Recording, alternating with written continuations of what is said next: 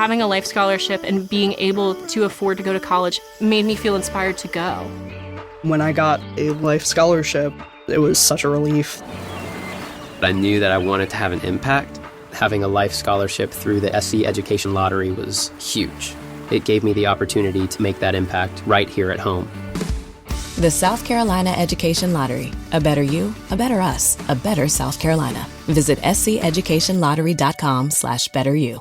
Ready to make a real impact every day? Join the Active Day Home Care team and help clients maintain their independence in the comfort of their own homes. Make a difference in someone's life as you provide essential daily assistance and protect their health and happiness. Earn up to $20 an hour and enjoy additional perks like optional daily pay, 401k, paid time off, ongoing educational training, and more. Join a team that values care, compassion, and your professional growth. Visit activeday.com to apply.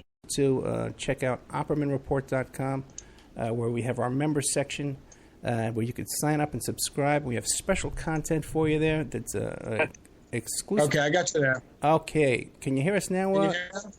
Yeah, I can. Oh, you hear us now, Matthew? I do. Okay, great. Okay, we're on the air. All right. Thank you very much. Okay, we're on the air now with Mathew Richer, and he's the author of Mysterious Death of Kurt Cobain, Suicide or Murder, You Decide. Okay, sorry about that, my friend. I had a little bit of technical difficulties. So now, Mathew, why don't you tell us a little bit about yourself? Who is Mathew Richer? It's actually Ricker, like German, but that's okay. Okay, Ricker. No worries. I divide my time between the East and West Coast. I've known Tom Grant, who's the co-author, for a number of years. And let's see. And I in the case for a long time. But there have been a couple of books about the death of Cobain, and Tom cooperated with them, but they were never very good. They always contained a lot of errors, and it was always kind of, it was something, when you read about the case, it was like getting a story secondhand. It was never very effective, and there were also errors as well in other books. So I was always encouraging Tom to write his own, and then it was more, he decided to, once he retired as a full-time private investigator, he decided he wanted to write the book with me. And so I was the writer-researcher of the book, and while he was the private investigator, obviously, who investigated the case originally in 1994. Okay, before we get to the book, though, and what is your background, though? Were you a writer before this? Were you ever an investigator? Yeah. I've written for a lot of publications in the United States and abroad. I've written a lot, mostly about American politics, particularly immigration policy. People know me best probably from my writings on VDare.com. I get a lot of readers associate me with that. I think the article, not the article I'm most proud of, but the article that people seem to remember me most for is last year, a couple months before Donald Trump ran for office, I wrote an article predicting that he would run, and he would run on immigration. And that turned out to be true. And that's the one I get an email about it almost every day. But I've never really written about rock and roll or popular music or even true crime before. It was something that was a bit of a departure for me. But the writers who were writing about Kurt Cobain death seemed to be Mathew, you're duplexing a little bit because of Skype. I don't know if you're Wi-Fi or not. Could I call you on the phone? Would that work? Yeah, of course. Go right ahead. Okay, I'll do that. Okay, and I'll fill. Okay, we have here Mathew Ricker with us, okay? And he's the author of Mysterious Death of Kurt Cobain, Suicide or Murder, You Decide. Hey, a couple of things I did want to make some announcements before we got started, but it was such a hectic little start there. I think we started a little bit early, too. Next week there's a rally here in Las Vegas, July 10th, in front of FBI headquarters. Let's see, FBI headquarters is over on, they moved it, okay? It's over on 1787 West Lake Mead Boulevard, Las Vegas, Nevada. 89106. And it's going to be a sit-in out in front of Las Vegas, the FBI headquarters, demanding an arrest of Hillary Clinton. Okay, so you can get out there. If you're going to come out, we're going to start about 12 o'clock. If you're going to come out, make sure you bring a lot of water and sunscreen and bring stuff to share with other people. So Mathew Ricker. You're there, right? Mathew? No worries. So you're back now, right? Mathew? I'm all set. Okay. Now, He's on the phone. Mathew, you're on the phone now, right? Yeah. Okay, much better. By the way, for the people in the chat room, the sit-in is going to be July 10th, next Sunday, out in front of FBI headquarters. So now, Mathew, before we get to the book, though, a couple of questions for you. Now, how old are you? 45. Okay, and what part of the country you live in? I divide my time between New England and California. Okay, and do you have some kind of speaker on? Because we're getting a little feedback again. No, you still had a Skype on. I just turned it off. Okay, good. I don't. Okay, now you're great, Mathew. Okay, now you're great. Okay. Thank you. Okay, now you mentioned something about that you had some kind of information that Trump was going to run on immigration. What made you come to that conclusion? Well, I followed Trump for a long time, and I was I was convinced that he was going to run because he'd written a couple of campaign books. You know, every candidate who wants to run for president, they publish a book. It's basically a campaign book, and usually they're not very good, and most people don't even read them. But he'd written a couple, and so I read his, and I became convinced that he was going to run. And when he went after, remember, he very aggressively investigated President Obama and his birth certificate issue before the 2004 election. And I was surprised that he had done that. I thought that took a lot of political courage to do that. And he did it, and he got away with it. Not only that, he also got President Obama to back down. He's probably one of the only people who's forced President Obama to back down. So I was convinced then that he was going to run, and that this was something that he definitely wanted. So I wrote an article predicting that, and then a couple of months later, he announced, and here we are. Yeah, and where can we find that article? VDare.com. Okay, great. Now back to this whole thing with Kurt Cobain. Now you're saying that you weren't a fan of rock music. Were you a fan of Nirvana? No, actually. One of the things that interests me about it is I remember when he died how affected people were by it, but I wasn't a Nirvana fan. I can't remember, was I still an undergraduate? I was told, when I was an undergraduate, Nirvana was a very popular band, but I was not a fan at all. And when Kurt Cobain died, I actually didn't know who he was, but I certainly knew who Nirvana was. And so I'm not a big rock and roll fan. I was a fan of The Case. I think the story is a fascinating story, but I don't come from it from the perspective of a fan. I think when you do that, other people have done that. I think when you do that, sometimes it blinds you to certain things. Yeah, I got you. Now, what was your first exposure to the actual allegations that it wasn't a suicide? Was it the Nick Broomfield article, documentary? No, it was before that. It was the first time was I heard. I'd met Tom Grant, and I heard an interview he'd done on the radio, and then I became interested in it after that.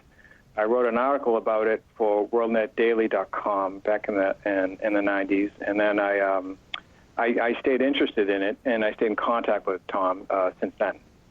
And but I was always fresh. I sort of I would pick up the subject and drop it again, and pick up the subject and drop it again, much like Tom Grant did. And then when Tom retired, we finally decided to write the book that always should have been written. And that's interesting. That Tom Grant, he's retired now? He's semi-retired. He's retired as a private investigator. He only consults, but he's retired. How old is he? He's 68 years old. 68 years old, okay. Hey, you know what I always wondered about him? A question off the top of my head. How did he become involved with Paula Jones, that he was Paula Jones' bodyguard? Do you have any idea? He was hired as a private investigator to investigate Paula Jones, to investigate President Clinton. For Paula Jones. By Paula Jones' legal team. Okay. All right, so back to... But he wasn't a bodyguard.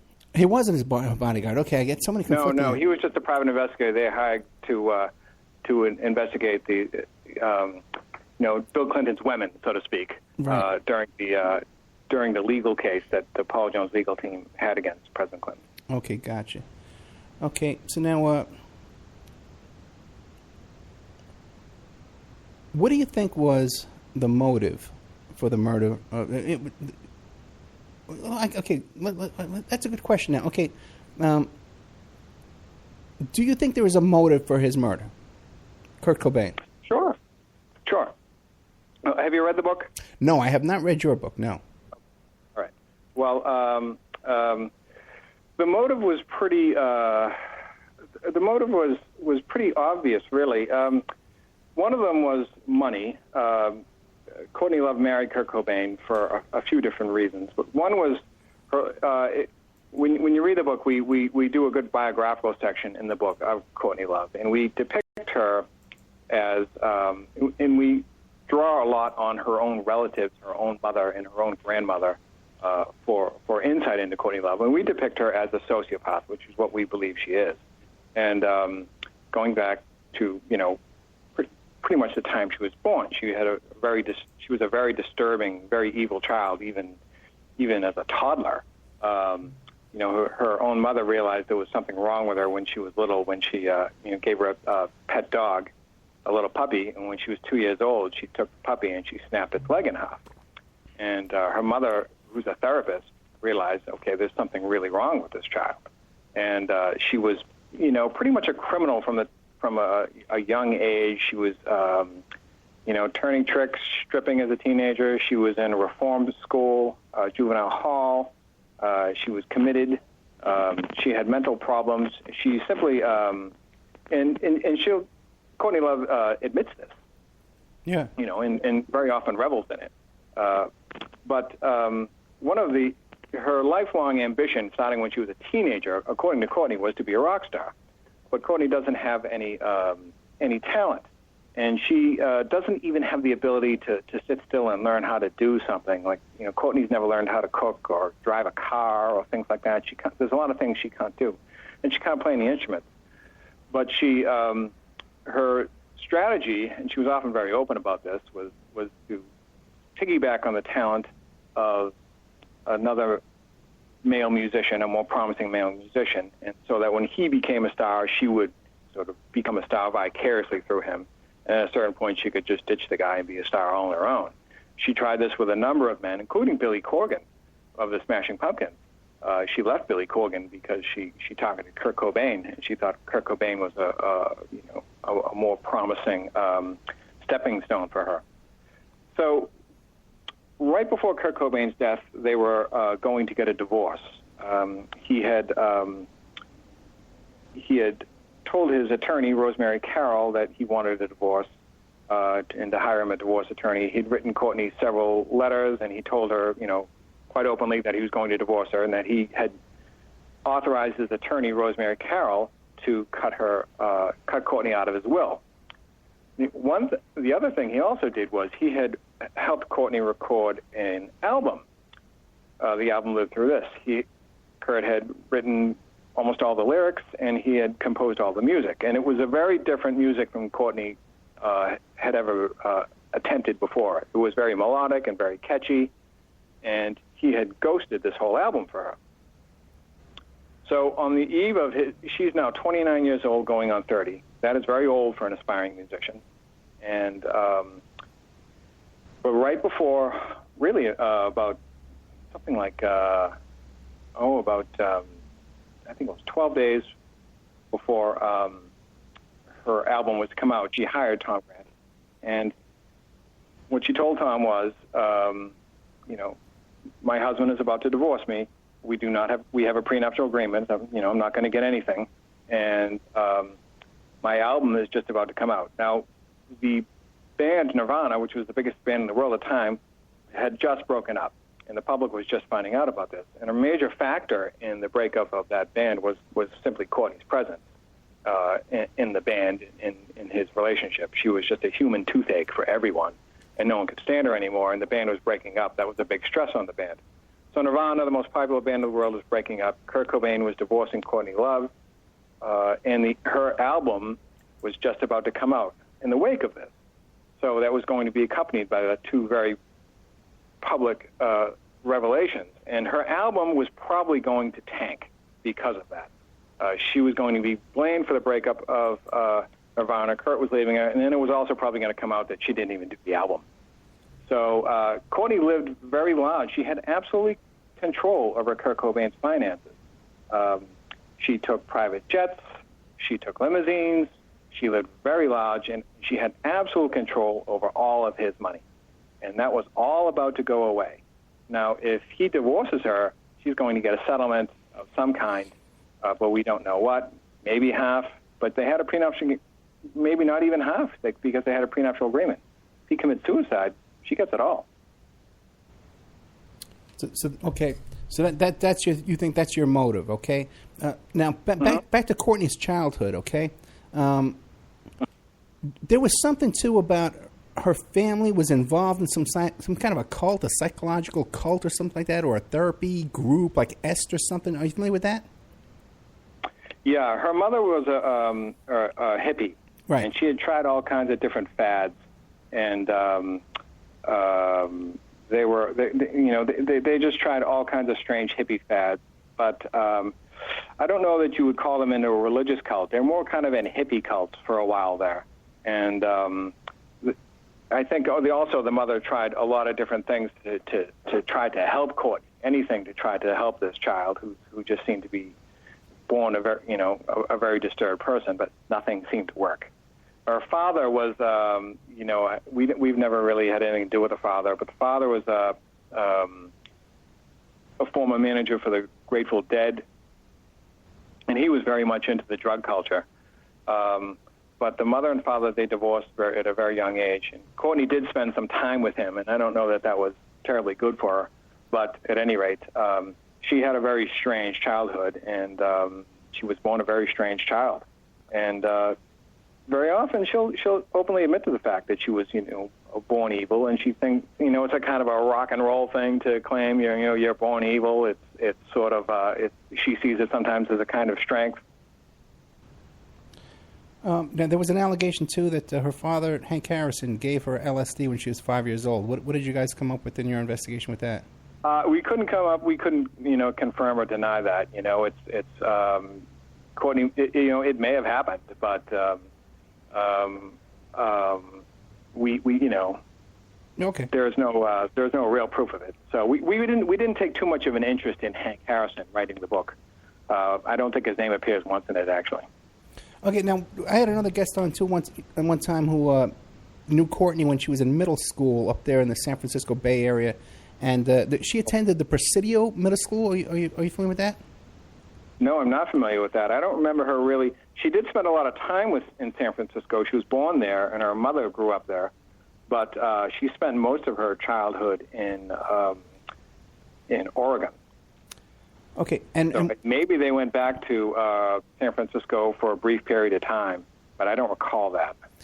Now, what about, there was another thing, because I've had Hank on the show a couple of times, and I just spent a few hours with him a couple of weeks ago. Now, there was an incident, too, where Hank was, I believe it was in Ireland, and Courtney came over there to visit him, and she brought like 10,000, 15,000 hits of LSD with her. Are you familiar with that story? I'm familiar with the story, but I mean, I'm not sure if it's true or not. I mean, that's just that if that's Hank's story, that's Hank's story. Right. But we didn't really spend a lot of time with her. We didn't really talk about her life in Ireland or anything like that in the book, or any of her. I know she went to Ireland for a time, and then she went to Liverpool for a time, but we didn't discuss that in the book. We didn't think it was quite relevant. But she's been a drug addict since she was a very young child, and it's very common with sociopathic personalities. Yeah, that's everybody we've ever talked to about Courtney Love, everyone says, turning tricks and the drugs as a kid and all this kind of stuff. Okay. All right.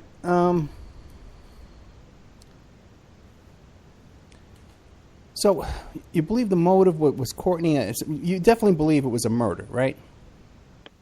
Yes. Now, lay it out for us. Why do you think it is impossible for it to have been a suicide as the police department came to that conclusion, the medical examiner, all these people? Why couldn't it be a suicide? Well, it's pretty easy, really. Well,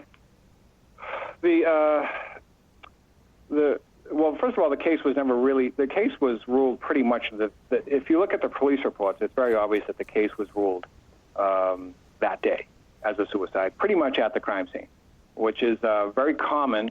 Police officers often, if a case is reported as a suicide, which it was, that was the call that the police got, they very often will just assume the suicide position and rule a death a suicide when it could in fact been a murder. That is pretty common. But also, one is the issue of the heroin. So heroin, when Kurt Cobain's death certificate was signed the very day after the autopsy was performed. Now, the autopsy was performed by a 30-year-old apprentice medical examiner named Nicholas Hartshorn, who has not yet been board certified. He was not a board certified medical examiner. He was just out of med school, and he was working he had a fellowship with the King County Medical Examiner's Office. And he was just sort of learning the trade of being a medical examiner. And he performed the autopsy on Kurt Cobain and signed the death certificate the following day as a suicide. That was a Saturday he signed that death certificate. And it takes 3 or 4 weeks for toxicology results to come in. He should never have signed the death certificate the following day. And the body was released to the funeral home the following day and cremated, I believe, the following Wednesday, so 6 days later. So now the heroin that was found in his body, it leaked out in the Seattle Post-Intelligencer the following week, and it was later confirmed by the Seattle Police Department that he had 1.52 milligrams per liter of heroin in his bloodstream when he died. Now, that is 3 times the lethal dose of heroin. You would have to take at least inject about 225 milligrams of heroin into your bloodstream to achieve that blood alcohol level post-mortem. Now, so that makes it impossible for him to have picked up the shotgun. If you inject that much heroin into your system, the needle should have been found still in his arm if he injected that much heroin. Instead, we're told that he injected, and of course he injected himself twice, once in each elbow, and that there were 2 injection points found on him. And we are supposed to believe after injecting himself twice, he replaced the safety tips on each syringe. Oh, really? Put the syringe. Yeah. He put there were 2 syringes, and he put the safety tips on both syringes. The safety tips were replaced on the syringes. His sleeves were then rolled down, and then he put them back in a drug kit. The drug kit was found about 4 feet away from the body, so far from the body, but that doesn't make sense. And then he inserted the shotgun into his mouth and pulled the trigger. That's a very implausible scenario. And the shotgun also was about 4 feet long.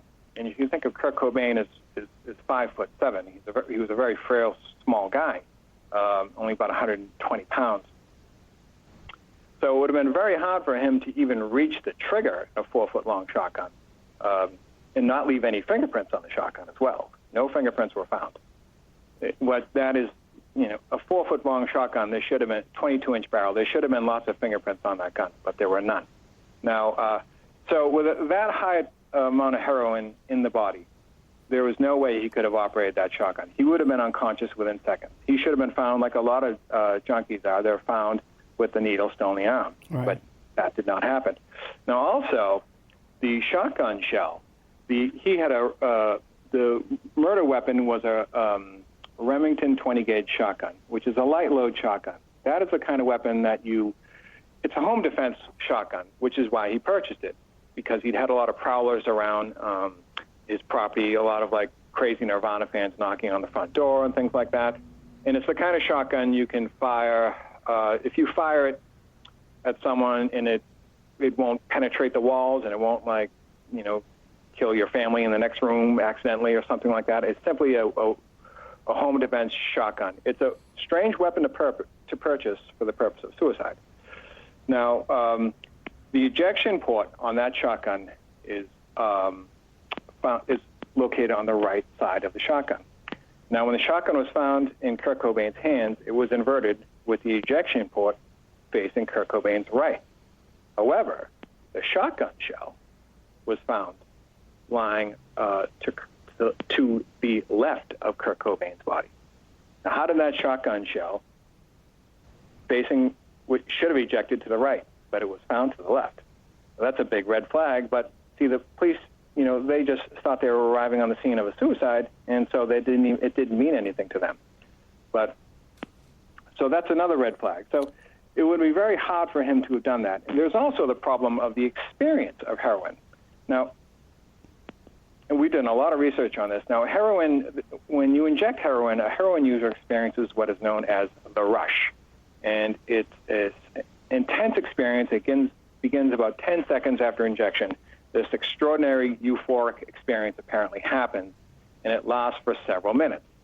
Heroin users compare it to a sexual orgasm that filters throughout the entire body.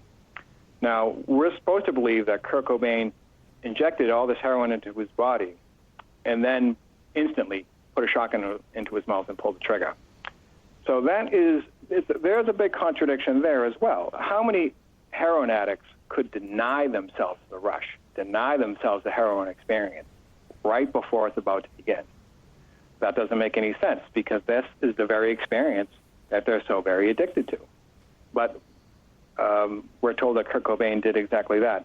Now, heroin addicts, it doesn't make any sense. Heroin users do not inject heroin right before committing suicide. They may do so during the withdrawal stage, but not right before the rush begins. It just doesn't make sense. It's a euphoric drug. It's a major contradiction, but it's something that never occurred to the Seattle authorities. But alternatively, if it was a murder, then what's the theory? That they shot him up and then put the gun in his mouth? What is the alternative theory of how this played out? Well, the theory is that he was, the alternative theory would be, some people he knew, probably knew well enough to do heroin with. They invited him to do some heroin, and perhaps he shot himself up in one elbow and was, stupefied. And once you experience the rush of heroin, it turns into, after a few minutes, something called the nod, where you're sort of semi-conscious for a little while. Right. And when Kurt Cobain was in the nod can go on for a few hours. Once Kurt Cobain was in the nod, someone could have easily just shot him up on the other arm and to stupefy him. And once someone is in murders that are staged as suicides, the victim is very often stupefied by drugs or alcohol, some combination thereof, before the act is committed. So I think the plan was to inject him with enough heroin where he would be stupefied, so that then they could put the shotgun into his mouth and kill him quite easily. I don't think they probably didn't realize they were putting that much into him, but I think that was the goal, just to stupefy him before putting the shotgun in. Certainly he couldn't have done it himself. Right, and people that are not familiar, listening to the show, that aren't familiar with this nod situation he's describing, I've seen guys with a cigarette, with a cigarette burning through their fingers or burning through their pants. Oh, really? Yeah. Oh, you kidding me? Yeah, they're they're totally out of it. You could definitely pull this off. Shoot him with another line and then stick the gun in his mouth. Okay. Now you said earlier that Tom Grant was hired prior to the suicide. He was, I believe you said, about 10 days? Well, he was really probably just, he was hired on Easter Sunday, April the 3rd.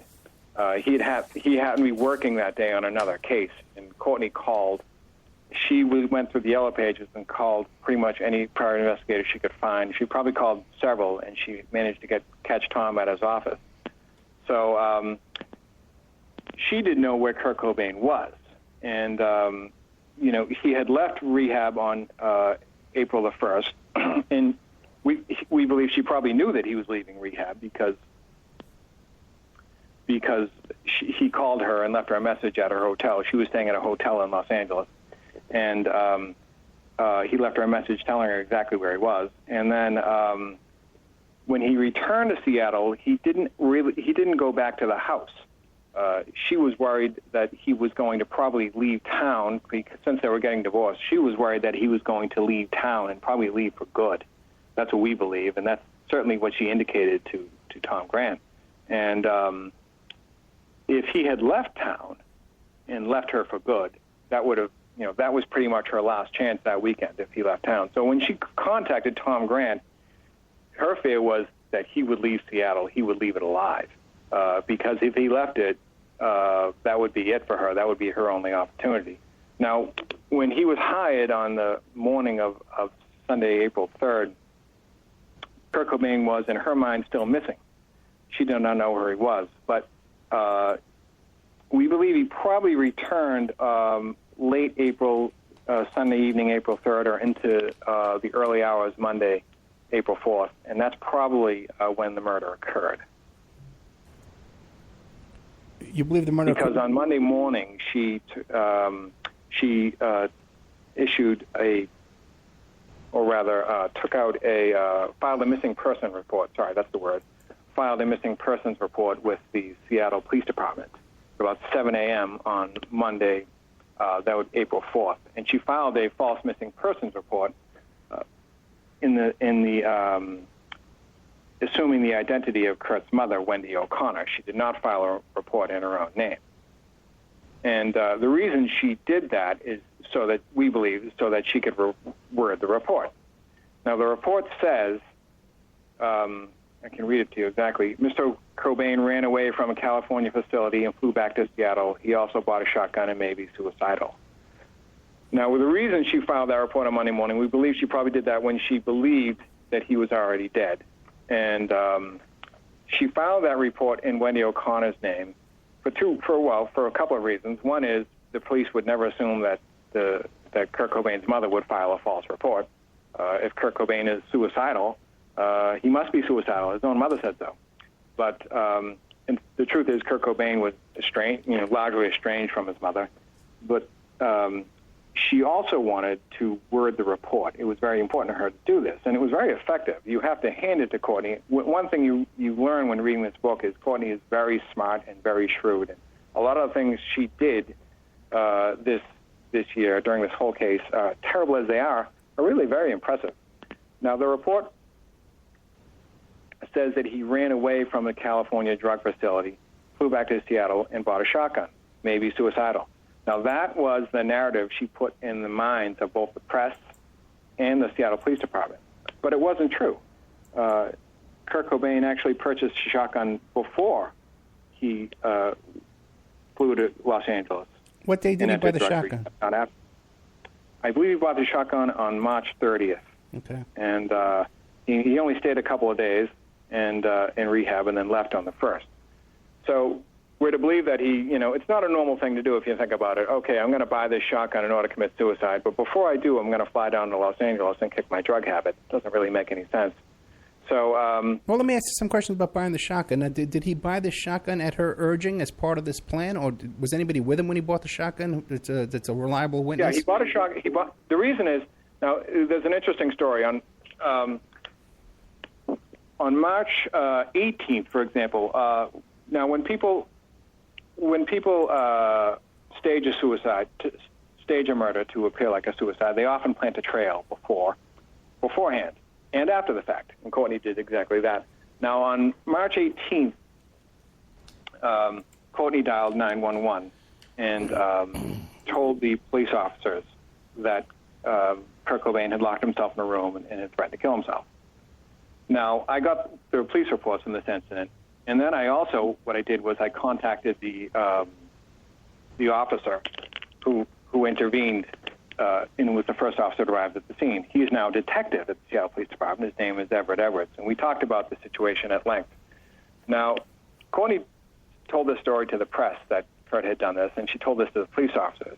And it was widely reported in the media, but it turns out to be completely false. Now, when the police got to the house that day, Courtney was standing out in front of the house screaming at the police saying, he's got a gun, he's going to kill himself. And so the detective, he's then Officer Edwards, told her he had to wait a few minutes for backup, and then she screamed at him. She says, well, if you're not going to do anything, then just get the F out of here. But he stayed, and Edwards and his partner go to the back door, and some other officers arrive. They go to the front door. They're told that Kurt Cobain's inside with a gun. But in fact, Officer Edwards found Kurt Cobain standing by himself in the backyard with his hands in his pockets. No gun, no nothing. So he approached Kurt Cobain, and Kurt Cobain was just deeply embarrassed. Oh, my God, there goes my wife. She called the cops. She dialed 911. There she goes again, you know. And so Edwards, now this is all on the record from a Seattle police detective. Kurt Cobain walked down the driveway, got in the back of the police cruiser with Detective Edwards, and they discussed the situation. And he said, no, you know, I didn't lock myself in a room with a gun. I just locked myself in a room because I had to get away from Courtney. And we had a big fight, and I just locked myself in a room, the bedroom, just to get away from her. And he wasn't under the influence of any drugs. He was very polite. He was very nice. And then Courtney, when the police officers went to interview Courtney, she actually admitted to them that she made the entire story up.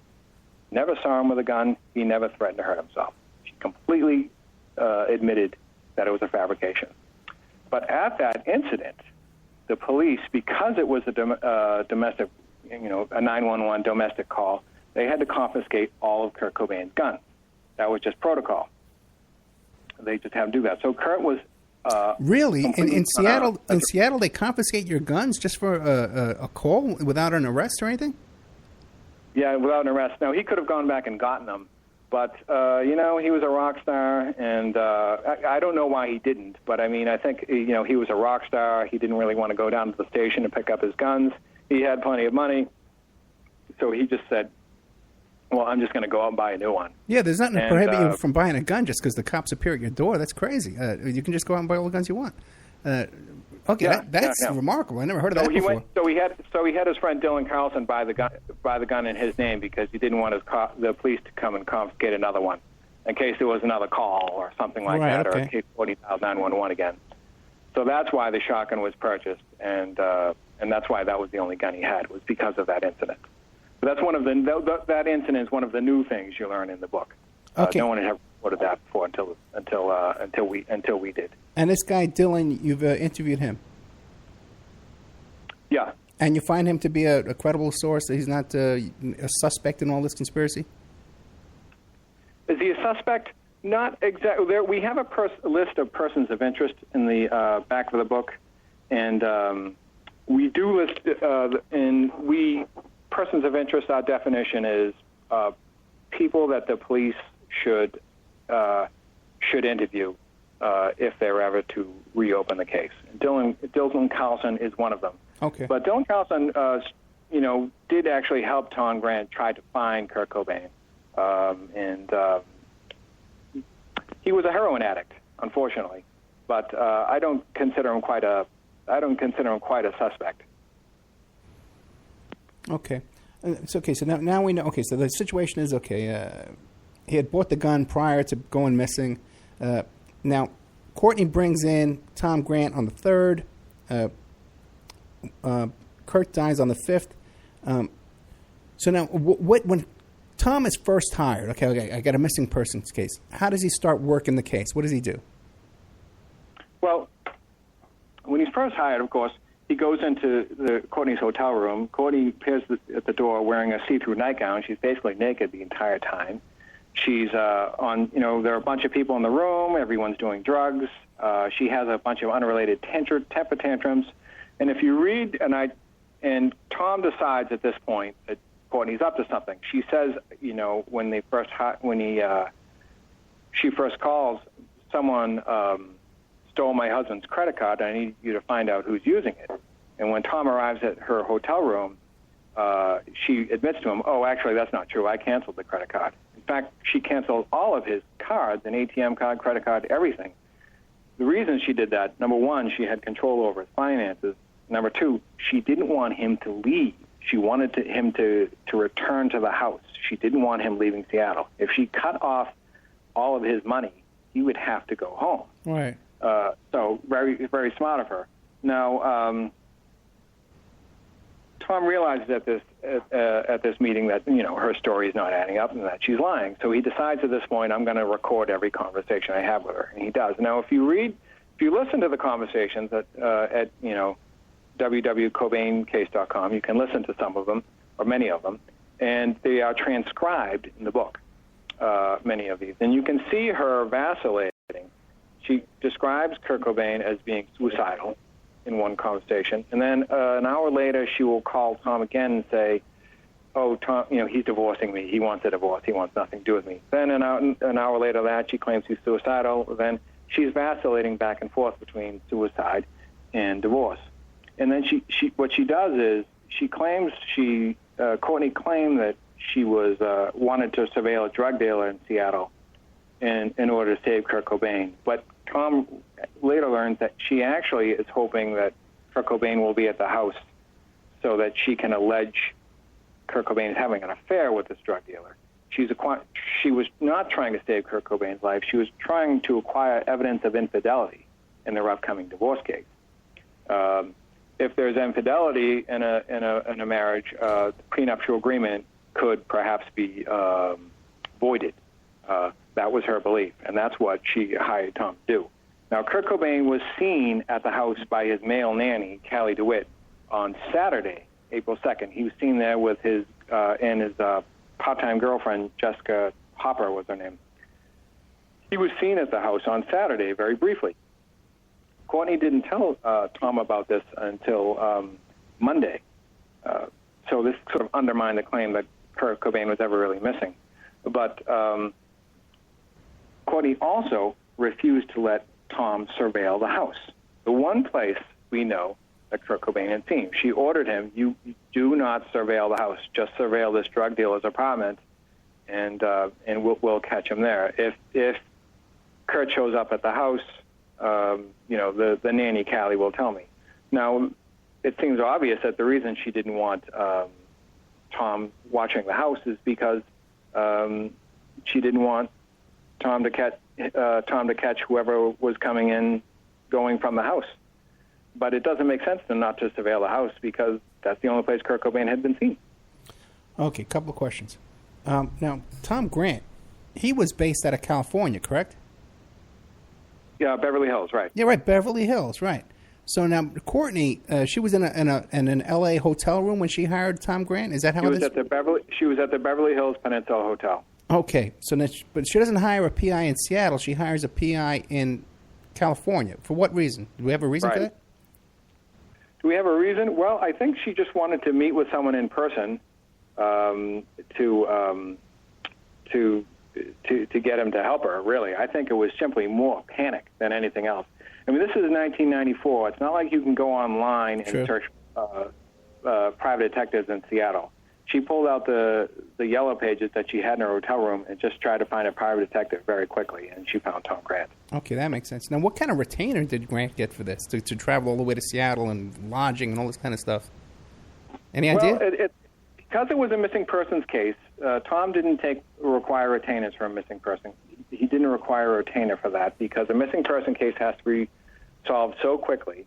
The longer a person is missing, they're more likely to end up dead. In fact, police departments, usually homicide teams will handle missing person cases because they very often do end in a homicide. So when he gets a missing person case, he does not take a retainer. That was his policy. But they did discuss a retainer a few days later, and it's in a recorded conversation, and she said, well, whatever your hourly rate is, I don't remember Tom's hourly rate. We can do that times 3. We'll give you that for a retainer, and then we'll take it from there. And then she says in the conversation, money's not an option. Money's not a problem, unless, of course, we get a divorce. Then, of course, money will become a problem. So that was the retainer Tom got. So he didn't get a retainer up front when he showed up, simply because of a missing person. Okay, then real quick. So he traveled to Seattle on his own dime? No. He was simply, he would bill the client for all that. In the future? Right. Okay. And you said, and what date did they finally agree on a retainer agreement? I think that was, I think that was Wednesday, the 6th. Okay. Now, who was everyone? Was everyone? That was the day he flew to Seattle. Was everyone getting heroin from the same guy? All these friends and nannies and all these people and all these Was everyone getting heroin from the same guy? Yeah, was everyone, all these nannies and all these heroin drug addicts around Kurt, were they all buying their heroin from the same person? I don't know about that. I know Dylan Carlson was a heroin source for Kurt and Courtney both, but I don't know who they were buying that. There was a drug dealer, the one that Courtney alleged that, or wanted to allege that Kurt had an affair with, named Caitlin Moore, who was living in the Capitol section of Seattle. That was the apartment that Tom was asked to surveil. She was a heroin dealer, and she was a principal heroin dealer for all of them. But I couldn't say that she was the only one. Okay. And one more question, too, that's a little... I'm sorry to bounce around too much here, but the medical examiner, does the medical examiner have an amount of time of how long the body was lying there in that greenhouse? Yeah, the medical examiner said, and of course it was a novice medical examiner, he said it could have been 24 to 48 hours. 24 to 48. He said that at the time. Right. And do we have another opinion now? No, we don't. Okay. Okay, so Tom now he heads out to Seattle. Tom's in Seattle, right? What's his next move now? What does he start doing? Well, Courtney had arranged for Tom to meet up with Dylan Carlson, so Tom goes straight to Dylan Carlson's apartment, Kurt Cobain's best friend, the best man at his wedding. Okay. And Tom and Dylan's going to show him around. Now, when he and Dylan go to like a diner, and they go to come up with a plan to find Kurt Cobain. And Tom asked him a few questions, and Tom asked him, is Kurt Cobain suicidal? And Dylan had no idea what Tom was talking about. He just scoffed at the idea. He's not suicidal. That's ridiculous. It just was preposterous for him to even suggest something like that. And he's trashing Courtney. Courtney's a headache. I don't know why Kurt married her. No one can stand her. So he's getting a very different story from Kurt's best friend that he got from Kurt Cobain. So Tom has got even more, he's becoming even more suspicious. Now, just getting ahead a little bit, the following week, it was Kurt and Courtney's own attorney, Rosemary Carroll, who first suspected murder. She told Tom Grant, she had called Tom and asked him to come to her office in Hollywood, and told Tom that Kurt Cobain was not suicidal. And then she says that there was no way Kurt killed himself, and she tells him a story that Kurt had called her from Germany and said, I want to divorce Courtney. And then when he returned to Seattle, he told her that he wanted a new will, he wanted Courtney out of it. And Rosemary believed her, and then Rosemary said she got a call from Courtney saying, hire me the meanest, most vicious divorce lawyer you can find. And this is all just a couple of weeks before Kurt Cobain dies. So when Tom and Dylan are going to search, Tom and Dylan decide to go to Kurt and Courtney's house. Now, he was not allowed to surveil the house, but he was allowed to search it. Before we get to that. So he... I'm sorry, Matthew. He had the... Matthew? What's the matter? Yeah, but before we get to that, now, you said that the attorney had Tom meet her at her office back in California. What date was that? After the body was discovered. Oh, after the body was discovered. The day after the body was discovered. This would have been April 8th. Tom flew back to Los Angeles. And then while he was in Los Angeles, a few days later, Kurt and Courtney's attorney called him at his office and said, can you come over? And when Tom came over, she told him everything that she knew about the divorce and hiring the attorneys, and she did not believe that Kurt was suicidal. So, and she also said that when Rosemary Carroll said when she went up to the funeral, she met Courtney and she asked Courtney to see her a copy of Kurt Cobain's suicide note, and Courtney wouldn't show it to her. She got the feeling that Courtney was hiding something. And Rosemary had worked with Courtney long enough. She knew how manipulative and scheming Courtney was. So she was convinced that Kurt had been murdered. And Tom was a little more reluctant to draw that conclusion, but Rosemary was adamant. So it was her idea that Tom return to Seattle to investigate the case further, Kurt and Courtney's own attorney. Okay. And when she did so, she said, she told Tom that that when he and Dylan went to search the house, Courtney, she had Courtney over her house at one time when Kurt was missing, and she heard Courtney talk to Dylan Carlson on the phone and say, "Dylan, be sure to check the greenhouse." So when they did go and check the house, Tom didn't know about the greenhouse. But at one point, Dylan left. When they first got to the house, Dylan went and knocked on the front door, and he didn't return for some time. And Tom's suspicion is that Dylan may have actually walked up to the greenhouse and seen the body through the doors and said nothing to him. But Dylan, of course, was a heroin addict too. So I think he probably reacted to the incident as a heroin addict, not as a friend, because he relied on Kurt Cobain's money to subsidize his habit. Dylan scored the drugs, Kurt paid for them, and when if he went and saw that, did as Courtney instructed, and saw the body through the greenhouse doors, he may have just thought of it as reacted to it as an addict, not as a friend, and just thought, oh God, what am I going to do now? How am I going to pay for my habit? So at any rate, that was another red flag for Tom. But when Tom and Dylan went through the house, they found no evidence that Kurt Cobain was there. All they found the first time was a package of Rohypnol underneath Courtney's mattress. Really? And was there any explanation for that? Well, Courtney was pretty much addicted to Rohypnol. Which is commonly known as... She told Tom that she was still on it about 10 months later. Well, that's the date rape drug. The date rape drug, exactly. Yeah. Okay. Now, the house was also very clean. Someone had ordered a maid. The house was notoriously messy, but when Tom went to search it with Dylan, a maid had gone through it and serviced it and left it immaculate. So there was no sign that Kurt had been in the house recently at all. So then they just left the house. And then they found Kurt Cobain's car. So the following afternoon, when they were still searching for Kurt, they found his car and parked in front of Chris Novoselic's house, his bandmate.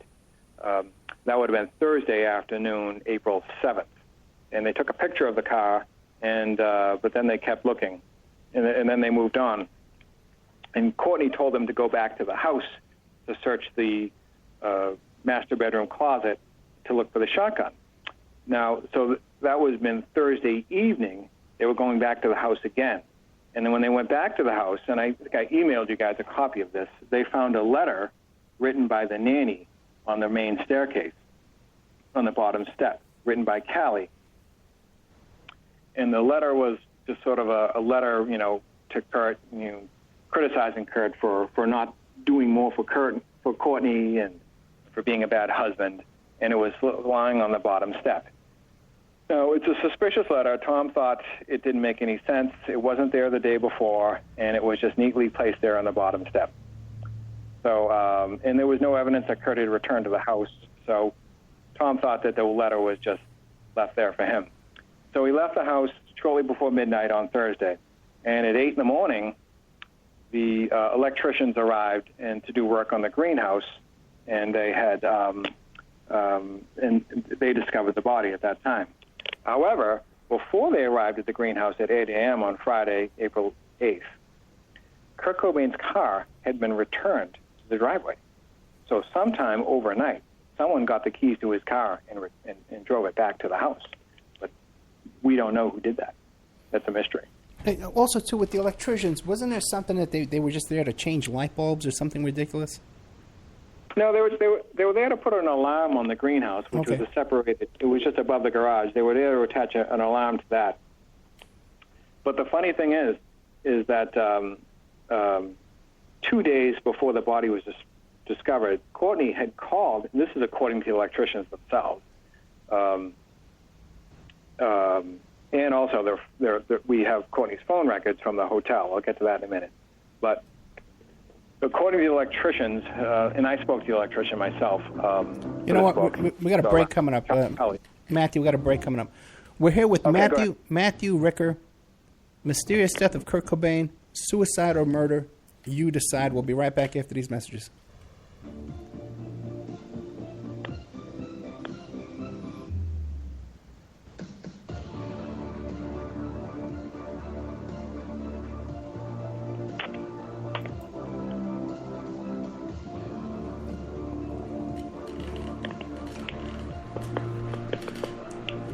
Ed, did you lose feed? No, I'm good. Okay. Did we lose the caller? It looks. I don't know. You got him on the phone. I can't tell. He might have hung up. I'm here. Oh, you're there? Okay. Yeah. Okay, we all got to mute up, though, because they can hear us talking. Welcome to the world's meeting place, American. Practically narcotics. Can't hear you, Ed. Oh, yes, I like. Oh, sorry. Okay. You're an American institution. I'm here. American Freedom Radio. Did you know there are 3 million edible food plants on Earth, and none have the nutritional value of the hemp plant? HempUSA.org offers you hemp protein powder. It does not. Ed, are you there? Yeah, I'm here. And is 100% gluten-free. Hemp protein powder burns fat, builds muscle, contains 53% protein, and feeds the body the nutrients it needs. Call 888-910-4367 and see what our powder, seeds, and oil can do for you. All at HempUSA.org. HempUSA.org introduces 3 brand new detox formulations of microplant powder. Brain Fuel for depression, bipolar disorders, and stress. Total Care, anti-cancer agent that cleans the liver and organs and increases memory. All right, Ed. Invigorates and heals the body, mind, and spirit. These products are your alternative to pharmaceuticals. Call What the fuck is this guy doing?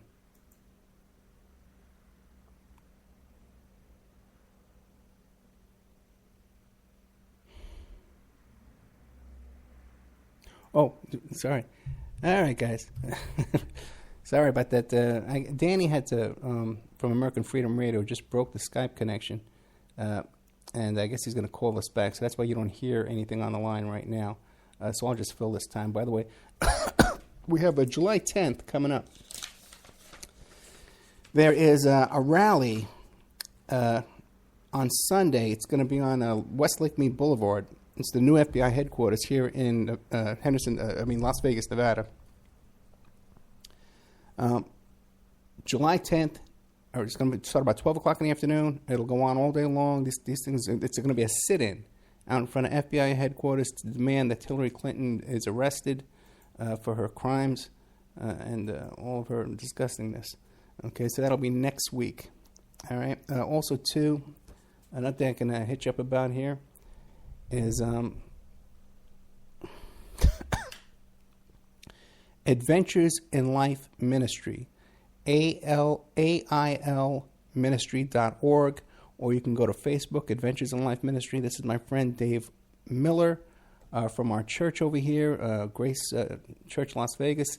And what he does is he has a ministry where he goes down to Oaxaca, Mexico, down there, and he brings them water filters. There's a whole program down there. It's a summer camp. They teach them cooking. There's cooking classes, all kind of vocational classes. But the big push right now is to get them these water filters so that these families can have clean, drinkable, potable water. And so they're doing that right now. And one of these water filters is they're so fancy that they can last a family their whole life. This is, once we give them one water filter, that's it. They don't need another one. They can use this thing for years and years and years, and the whole family can use it.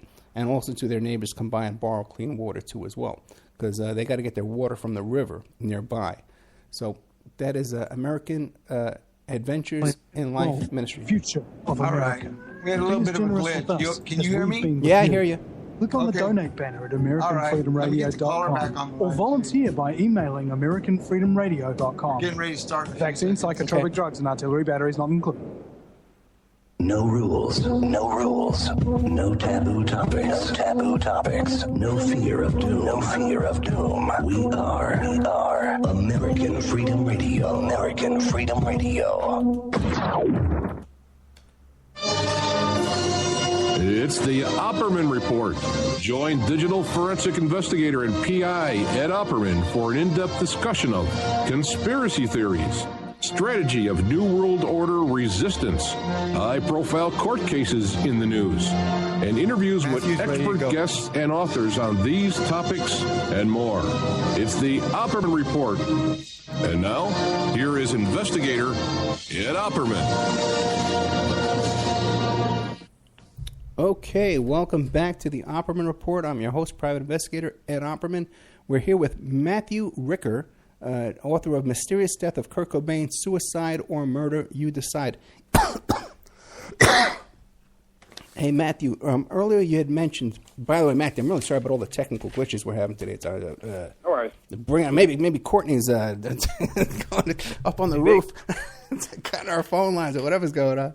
But you had mentioned earlier some websites, too. What kind of websites can we find this information on? CobainCase.com is the best place to go. That's there you can hear the actual audio from conversations, recorded conversations between Tom Grant and Courtney Love, and between Tom Grant and her attorney, Rosemary Carroll. Gotcha. That's all the good stuff. Okay. Now, where did we leave off? We were talking about the search of the... finding the greenhouse. Electricians. You were telling me a funny story about the electricians. Right. Courtney had called. The body was found on Friday, April 8th, 1994. But on the previous Wednesday, Courtney had made a phone call from her hotel room in Beverly Hills to the electrician and asked the electrician specifically to wire the greenhouse and do electrical work on the greenhouse. Now, it's a strange call to make from a Wednesday. You're making all these calls to save your supposedly suicidal husband, and you have an album coming out, but you called an electrician to do a little wiring on the greenhouse. Strange request. They thought it was a strange request, which is why they told Tom Grant about it. But that's what she did. And then she called. Dylan Carlson and told him to look in the greenhouse as well. So when she called the electricians, they of course spotted the body, and they called 911. And someone from the electrical company was called Becker Electric. Someone from the main office called the police for them, but then also called the local radio station and told them that Kurt Cobain had committed suicide in the garage. That's kind of how the story went, viral so quickly. Do we know who made that phone call? Now we talked to this electrician. There were two. There was an electrician, and then his supervisor named Charles Pelly. He arrived on the scene, and when the police got there, they waited. The fire department came as well, and they forced entry. And then the fire department left, and there's a police officer. His name was Vaughn Lewandowski. He allowed the electricians to come in and sort of inspect Kurt Cobain's body, something he should never have done. He should never allow the electricians to enter the crime scene and walk around, but he did so. And he allowed Charles Pelly and his colleague to inspect the body. And then he said with a laugh, he said, okay. And she said, you guys can go right now. I'm just going to sit here and talk to my friend Kurt. And he just started laughing. And then the electricians left. So pretty much, the story of Kurt Cobain's suicide actually broke on the radio that morning before the police officers even arrived at the crime scene. They probably heard about it, on the radio on the way over. So Courtney's framing of the story, based on the missing person report and this phone call that went out to the radio station, they really helped convince everyone, the police and the press, that Kurt Cobain must have committed suicide. We all saw it on the news. Do we know who called the radio station? No, just someone from the dispatch from the main office of Becker Electric. We don't know who it was. Now, why do you think Courtney was in such a hurry for the body to be found? Why was she in such a hurry? Well, the longer it... I don't know why she was in such a hurry, really. I think part of it was she wanted to capitalize on it because she had an album coming out the following Tuesday. It's a strange thing. Suicide survival is a very difficult thing, if it's legitimate, is a very difficult experience for people. There aren't too many experiences more difficult in life than being a suicide survivor. Now, when Kurt Cobain's body was found, she spent a lot of time on the phone with reporters. She just kept calling the press over and over again. She gave many reporters Tom Grant's cell phone number. Tom's cell was ringing off the hook the day Kurt Cobain's body was discovered because Courtney had given his cell phone number out to so many people.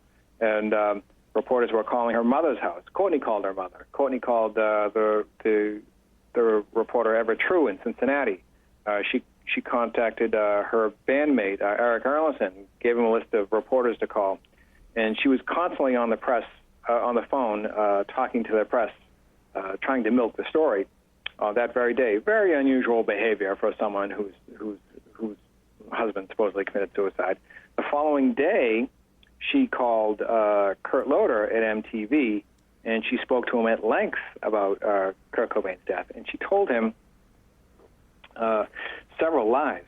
One of them was she told him that the Kurt Cobain, the damage to him was so severe that he had to be identified by fingerprints. Well, that's not true. The actual damage to Kurt Cobain's face was minimal because it was a very light load shotgun. And it is true he did have to be identified by fingerprints, but everybody is identified by fingerprints. Medical examiners do that for everyone. And she also told Kurt Loder, she quoted a line from the alleged suicide note, and she said, Kurt Cobain wrote, "I can't do this anymore. I can't live this life." Now, Kurt Loder got on MTV and quoted the suicide note, quoted that line to the whole world. But that line doesn't appear anywhere in the suicide note. He never wrote any such thing. He never wrote anything even remotely suicidal in the note. Now, if you look at the suicide note, and you can find it online because Tom Grant put it online, you can tell it reads really just like it's really just a retirement letter. It's a letter. Kurt Cobain was in the habit of doing these things. He kept a lot of notebooks and like spiral-bound notebooks, and they were all stuffed with sheets of paper that he happened to find at the last minute. And it reads just like a retirement letter to his fans, except for the final four lines. And the final four lines read, "Please keep going, Francis." Or rather, "Please keep going, Courtney, for Francis, whose life will be so much happier without me." And you can tell when you read the postscript that it's written in a different hand than the main body of the letter. Mm-hmm. The main body of the letter is just a simple retirement letter to his fans about leaving Nirvana. The letter itself was written in red pen on the back of an IHOP menu. Probably, when Kurt was sitting in a booth, ordering pancakes. The idea that he kept IHOP menus, as stationary in his house is kind of preposterous. But that's how the note read. And now she quoted that note to Kurt Loder the following day, and then little lines from the note kept appearing in the press over and over again that weren't actually to be found in the note. Now, there's a chapter on this in our book, and we describe how Tom sort of tricked Courtney Love into giving him a copy of the note. She gave Tom a copy of the note to let him look at it, and Tom went down to her fax machine in her house and made a copy on the fax machine. And that's how he got a copy of the note. And he actually made that note public. Courtney never made that public. In fact, according to Courtney, Kurt Cobain has actually written 4 suicide notes, not just one, according to her. But there's only one that's been made public. That was by Tom Grant, not by her. But according to her, he has written 4. But we've never seen any of them, just that one. Real quick, what was Tom Grant's history in law enforcement before he became a private investigator? He was homicide, right? He worked in the Los Angeles County Sheriff's Department. I think it was 7 years as a patrol officer, and then 2 years as a detective. And then he went and became a private detective. He worked for an agency, I think it was called the John Lynch Agency, they were a well-known agency. They were Bobby Kennedy. He used to work for, Bobby Kennedy's presidential campaign and things like that. They were a big agency. And then Tom finally decided to go out on his own. Okay. Now, there's also some criticism of Tom about that he didn't find the greenhouse. What is his explanation for that? Well, the greenhouse was Dylan was supposed to show him around the property. Now, there was and he did not take Tom up the greenhouse. Now, when you got to the house, the stairs to the greenhouse were actually in the rear of the house on the backyard. And it was raining very hard the whole time Tom was searching for him. and Dylan did not take him up to the greenhouse. It was Dylan's job to show him around. Now, the Seattle police, because of the missing person report, they also checked the house. They also went to the house several times, but none of them checked the greenhouse either. So Tom didn't know that there was a room above the garage, and Dylan never told him about it. And so Tom, it lends more credence to the suspicion that, more weight to the suspicion that Dylan actually probably learned that the body was up there and didn't want to go up there. But yeah, that was one criticism of Tom. But it was Dylan's job to show him the entire property, and he didn't take him up there. So that's that really. But Tom did go up to the greenhouse after the body was discovered, and he did take pictures of the crime scene. And I've seen them, and there are actual windows all around the.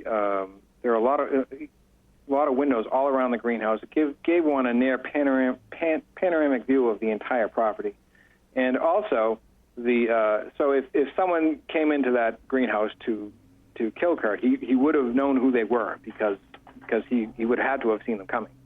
And the lock on the greenhouse was just simply a push and twist lock like you might find on a bathroom door.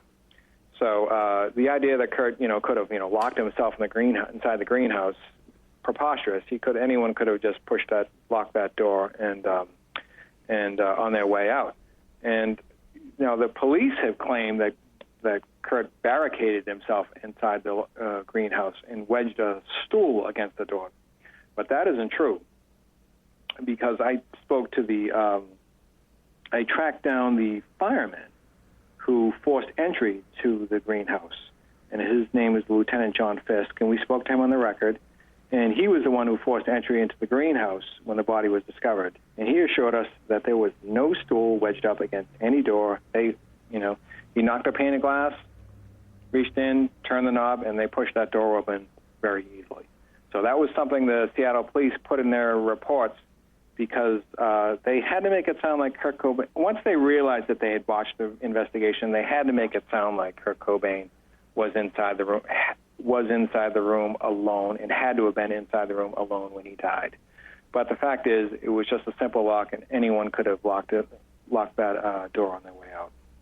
It's interesting. You described the lock as one of these little push-button bathroom-type locks, and yet they were having an alarm installed on the same room. That's kind of the first thing you do. It doesn't make any sense. Put a better lock on there, Now, with all the stuff with the police and the mishandling the case and stuff like that, do you believe it's possible that there were higher-ups in the police department that could have been complicit in this cover-up at the behest of the conspirators behind the murder?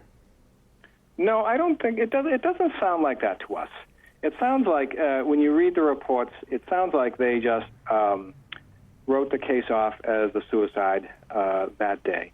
Now, the grunge scene that was sort of new to Seattle, and Seattle's, a nice city, and this is a very nice neighborhood. Seattle, the establishment, the political establishment in Seattle, the longtime residents of Seattle, the upper class, they didn't like the grunge, and for understandable reasons. They didn't like the whole grunge rocker scene that had taken over Seattle in the early 90s. That was not an image for the city a lot of people liked, and we think there was that kind of bias against Kurt Cobain and his class of people. We think that the police just didn't like Kurt Cobain and didn't like the bands and didn't like the whole scene, and that was part of the bias against them. They didn't like the idea of these heroin rockers, so to speak. So that predisposed them against Kurt Cobain, but I don't think there was any kind of complicity. I think they wanted it to be a suicide, it looked like a suicide, and they just sort of prejudged the scene that morning. Remember, if you can even find this online, the day within hours of Kurt Cobain's body being discovered, a Seattle spokesman, a woman named Vanette Tichy, she stood in the driveway of Kurt Cobain's house and said that Kurt Cobain had committed suicide and a suicide note had been found at the scene. And this is before any analysis, any autopsy, anything had been done. They made that announcement. And the medical examiner's office also told the press that it was a self-inflicted gunshot wound the day the body was discovered. Completely irresponsible. So they just prejudged this a suicide, and that's the way it looks. There are too many people who prejudged it a suicide, too many moving parts to have it be that kind of conspiracy.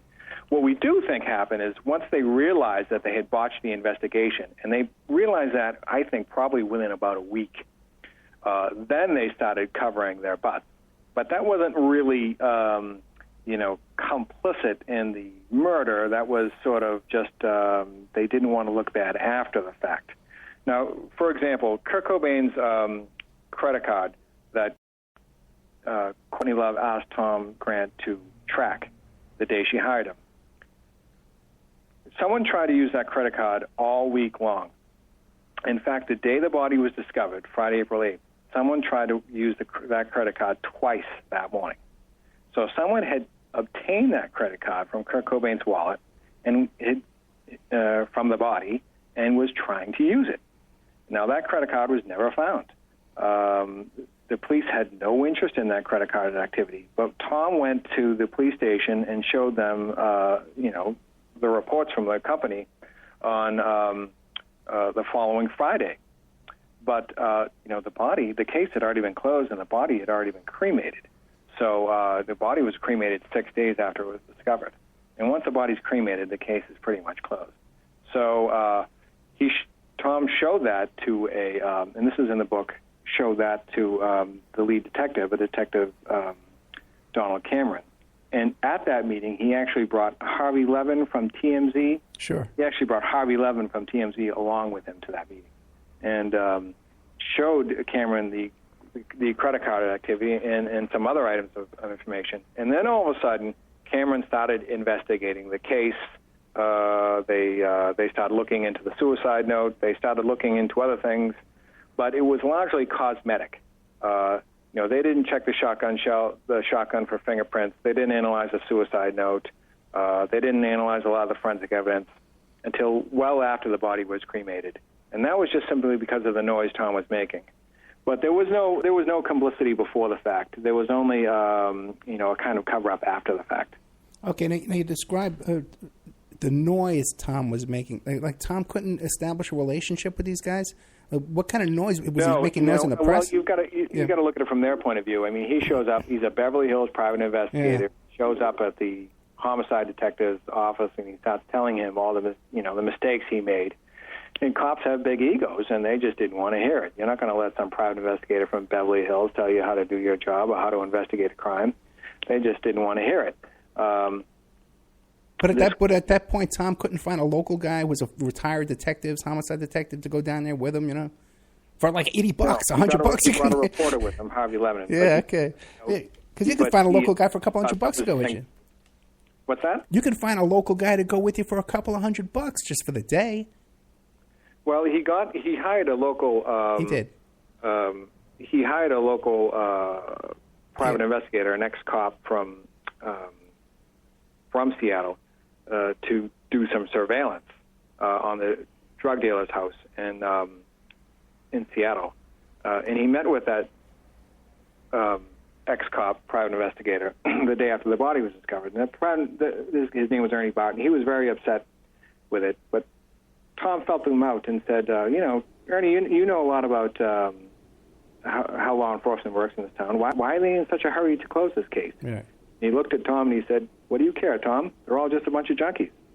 And that was the attitude Tom was encountering from law enforcement in the town. And they just didn't care about these people. They were a bunch of junkies, and they just, they didn't care if they were dead or alive. So he had no luck. He was calling different members of the police department, but they were all deaf to him. Okay, now I've got a couple of questions I'm getting from the chat room. They're nagging the hell out of me. One is the medical examiner was a friend. I know, these questions are galore. The medical examiner was a friend of Courtney, and he died in a bungee jumping accident. Do you know anything about that? Yeah, he died base jumping in Switzerland. And they were friends? He was friends with Courtney. He was Nicholas Hartshorn. He was like I said before, he was an apprentice medical examiner. He was not yet board certified. and he was friends with Courtney. He was sort of a peripheral participant in the grunge music scene. He did not really know Kurt Cobain, but he did know Courtney Love, and he was friendly with her. But he did do the autopsy, and he signed the death certificate the following day. We've not found any evidence that he, was complicit, before the fact or anything like that. But, he's dead now. Perhaps Courtney did, help predispose him to the idea that Kurt Cobain was suicidal. She tried to plant that one in a lot of people's minds. But he's been dead at least 10 years. Well, stop and think, Matt. Here you got Courtney Love. We know, we're just casual observers. We know she was a whirlwind of chaos. So and this is a person who's a casual friend of yours. This person's a whirlwind of chaos. Okay, so either she's telling me something, either she's definitely involved in it, or hey, I don't want to touch that. I don't want to go near it because she's a nut. You know what I'm saying? Right. It's one or the other. It's one or the other. Sure. He's not saying, oh, this is a coincidence that this lunatic is involved in this murder-suicide situation here. Yeah, I don't know what to make. I mean, he certainly did a poor job, Nicholas Hartshorn. And he did, I think at the very least, he acted a bit like the police officer Cameron. He started sort of, covering his butt after the fact when he learned that he had goofed the investigation. He started making strange claims. He claimed he read, I had read thousands. When he was only 34 years old, he claimed he had done, thousands of autopsies, and I've read thousands of suicide notes. And Kurt Cobain's suicide note is, looks like a suicide note to me. And we talked to, some of the top forensic scientists in the country, and they thought that claim was just preposterous, total BS. There's no way he's read thousands of suicide notes. Only 1 in 5 suicides actually leaves a note anyway. So he would make lots of strange claims like that. Basically, what Hartshorn did and what the Seattle police did, and to this day, they have made one argument that Kurt Cobain has committed suicide, and it's always the same one. They have made the argument from authority. We are the experts, and we say this was a suicide. We're the experts, we know how this works, and we believe this is suicide. That is really the only argument anyone has ever made. I've looked, and I've researched it. There is no argument for suicide. No one has ever made one, just the argument of authority. The argument from authority is a logical fallacy. Arguments rely on evidence. They do not rely on authority. Okay, one more question from the chat room. Detective Terry, who was a narc that was friends with Courtney, was shot by the side of the road. Mm-hmm. Okay, what do you know about that? Well, Detective Terry is mentioned in the missing person report. Now, the final line of the missing person report, when she says that Kurt Cobain is suicidal, had bought a shotgun, has run away from a California facility, the final line says, "See Detective Terry for more info." Now, see Detective Antonio Terry for more info. Now, that the missing person report that was written in Wendy O'Connor's name, that was released to the press the day Kurt Cobain's body was discovered, very quickly, within hours. Now, we always suspected that Courtney released that missing person report to the press. We don't think the police would have done it that quickly. And the Antonio Terry reference was missing from all the media reports about the missing person report. So Antonio Terry was a detective, narcotics detective with the Seattle Police Department. He was, I think, about 35, 36 years old. And Courtney told Tom Grant that she used to use Terry to bust dealers that she didn't like. And it seems that Terry used her as a kind of snitch to get other dealers, and they sort of worked with each other a little bit for their mutual benefit. We don't know what he did for her, because in June of 1994, he was killed in an unrelated accident. Some guys were sort of career criminals. We think it's unrelated. They had pretended to have their car broken down on an off-ramp on Highway 5, and Terry pulled over to help them, and they shot and killed him. So it is a strange coincidence, but it's probably just a coincidence. We don't know if Detective Terry helped homicide detectives to jump to the conclusion of suicide at the scene. We don't know if he colluded with them at all. We don't know if he communicated with them all. We don't know. He died so quickly. We just don't know. I do think that this is a rock that the Seattle police don't want to lift. One reason they don't want to reopen this case and reinvestigate is they don't want to look into the relationship between Antonio Terry and Courtney Love. That's a rock they don't want to lift. So that's, I think, one additional motive for them. But what he did for Courtney, we don't know. Because there's more than just being a drug snitch? I think it could be more than just being a drug snitch.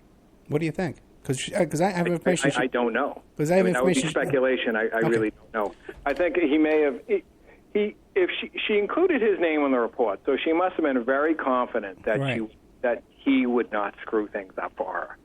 So she must have. Maybe she sent a few bucks his way. It's hard to know. I don't want to speculate too much, but she was obviously very confident that he would not screw things up for her, or else his name would not have been on the report. So, and I think it's one reason why the Seattle police don't want to go near this case. But what he did for her, I just don't know. Okay, a couple of questions. Speculate in all kinds of different directions, but at the end of the day, I don't know. We don't know. Now, the shooters that killed him, were they arrested and convicted? Yeah, they went to jail. They're alive today? Yeah. Okay, and they claim their motive was? They claim their motive was robbery. Oh, boy. Okay, now, along these same lines, okay, back to this. Now, how would she have a copy of that missing persons police report? Well, she made the report. Okay, she made a copy of it. But when you make the report, they give you a copy in Seattle? Well, unless you ask for it. She made the report. She made the report from Los Angeles. Okay. So, she would have gotten she would have probably gotten a copy, but I'm not sure. Perhaps it could have been Antonio Terry putting out the report. It could have been Courtney's Kurt Cobain's mother putting out the report. Kurt Cobain's mother, Wendy, was actually very friendly with Courtney Love. A very strange, unusual relationship. She was not friendly with Kurt Cobain. Kurt Cobain had very little to do with her. Never gave her a dime. She kicked him out of the house when he was a teenager, and he was homeless for a few months. And he was very estranged from his mother. But Courtney was always very chummy with Wendy O'Connor. When she got into Kurt's life, she befriended her very quickly. And after Kurt Cobain died, she started sending money Wendy's way, and she bought her a house in Olympia, a big, giant house that was owned by a former logger baron. So, well, that makes. I don't know, what they have a strange relationship, Wendy O'Connor and Courtney Love, but Wendy has gone along with a lot of Courtney's lies, and we don't know why. That's interesting. That may answer this question in the chat room right now. Is what did Courtney say to Kurt's mother to turn her against Tom Grant? She's getting a free house. That might be one. To turn her against Tom Grant? Well, we don't know. When Tom went to the house to meet with this chapter is described in great detail in the book. When he went to meet with Wendy, and Wendy was wearing a T-shirt, one of Kurt Cobain's T-shirts that said "Grunge is dead," and she told Tom that she had some suspicions. But then Courtney went over, hugged Wendy, and whispered something in her ear, and then Wendy wouldn't talk to Tom anymore. So Tom never knew what she whispered in her ear. Now, Wendy O'Connor, we do list her in the book as a person of interest. Now, one of the things, I'll tell you this, I spoke to the first reporter, a guy named Robert Holguin, who wrote the first write-up of Kurt Cobain's death on the day the body was discovered. One of the first reporters at the scene wrote it for the Associated Press on their newswire. Remember, online news wasn't quite around in 1994, and the newswires were still what people relied on. And this guy, Robert Holguin, he wrote the very first news story on Kurt Cobain's death, and he spoke to Wendy O'Connor. and I spoke to him. And he got a quote from Wendy O'Connor, and the quote said, I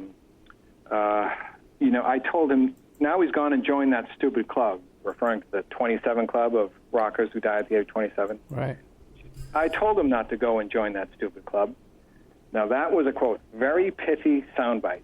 She gave that quote to Robert Holguin, and she gave it to another reporter named Doug Barker at the local newspaper, the Daily World, in Aberdeen, Washington. She gave that quote twice to two different people. Now, it's a very pithy, perfect soundbite, and we've always suspected that Courtney fed that soundbite to Wendy and told her to use it. Now, when the police met with Wendy, about 2 weeks later, they met with Wendy and one of Courtney's attorneys to discuss the suicide note. This is after Tom started making some noise. Wendy told the police that it was her belief that that Kurt had written the note, and she also told the police that she had filed the missing persons report. Wow, really? Yeah, she did. She several times, and to the press.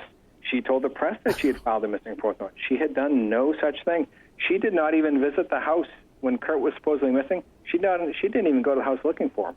But she went along with all those lies that Courtney told. And we don't know why, but she did so. So Wendy O'Connor we list as a person of interest. There's a lot of information about Wendy O'Connor in the book.